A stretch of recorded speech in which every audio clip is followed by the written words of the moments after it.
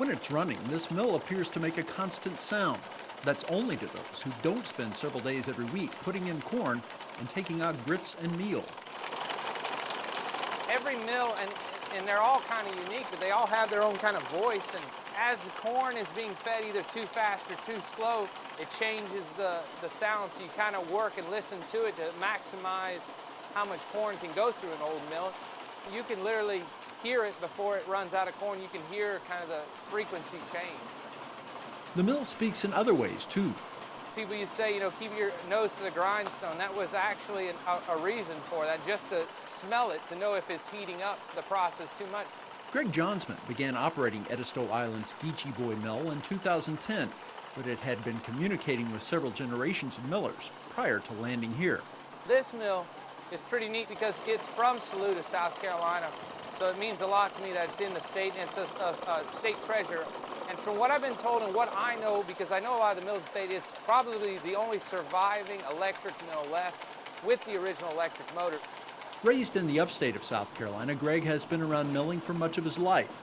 It was just in the past few years, however, that he got to know a third-generation miller who was eager to share what he knew. By helping him, I kind of learned from an actual miller, the actual art of milling. After a weekend milling with his mentor, Greg's wife, Betsy, encouraged him to get his own machine and go into business. I had so much fun doing it, bagging the cornmeal and the grits, and I said, this is a lot of fun, we should do this back home. And he said, no, you can't make a living doing that. And I said, well, why don't we give it a shot? So here we are. It took 5 years to find and set up this mill, but once it was running, it quickly became a positive addition to Greg's farming business. It's starting to turn around. It used to be just farmer, and when I was a kid just doing milling, but now it's turning into milling, and farming is becoming the side. I thought it would just be something fun to do on the weekends when people came in, something to supplement our vegetables, and now it's the other way around. That's what we do. We mill all the time, and vegetables are just fun on the side now. By the time the Johnsmans began turning out their products, the trend of people wanting to source all or most of their food from close to home was well underway. The local movement is the main reason that we've been blessed to kind of slowly grow this milling business. Many of those who bought the grits and cornmeal found there was a difference, too, between what they got locally and what they had been pulling from store shelves for years. I think what they're discovering is that there's so much more flavor in stone ground versus just, instant grits. It didn't take long to establish a broad customer base. We work with a lot of little specialty stores, little mom and pop old grocery stores, to other farmers markets that want to have it in their stores. But the majority of our business is working with restaurants. Those restaurants include some of the most well-known names in nearby Charleston. For example, Hominy Grill and Husk. It's important for me to kind of showcase it in local restaurants that want to show off local products. It means a lot to me to kind of work with those chefs in particular. I would have expected maybe a couple restaurants by now, and with Limehouse's Produce's help of distribution and getting out there to meet some of the chefs, we're easily supplying 70 restaurants already. That makes it very interesting when the Johnsmans go out to eat. It's pretty cool, and then of course I'm pretty frugal because I'll say, well, we could have brought our own grits with us, and Greg's like, these are our grits.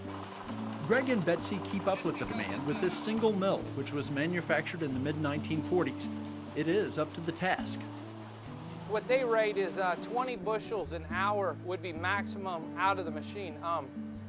I don't quite think with the separator can't keep up with the mill in that way to keep a good, clean product. And I also need a little time to rest, so I don't really ever want to try to push it to maximum capacity. Greg is far from the first person to ever use this mill. He has embraced the history, not only of this machine, but of milling in general. When the mill was originally used, people brought their food to the miller, and the only way the miller got paid was he had a scoop that he would take his share. So I'm kind of sharing this machine with a gentleman that I never knew ran it before, so it's kind of neat to work with somebody that way. When the Johnsmans took ownership of the mill, they agreed to never sell it and promised to grind the corn out in the open where the public could see. People are intrigued. Especially with children, because they come in and they have no idea what is that monster in the corner making all that noise. In general, there aren't many people milling like this on a small scale anymore. And more specifically, there aren't many young people involved in it. I'm 33, and most of the guys that are milling today are, 70 plus, into their 80s. I think I'm starting to realize, talking to the guys that taught me, that there's not many other guys my age or women that are wanting to learn the art, and I'm just excited to kind of keep it going.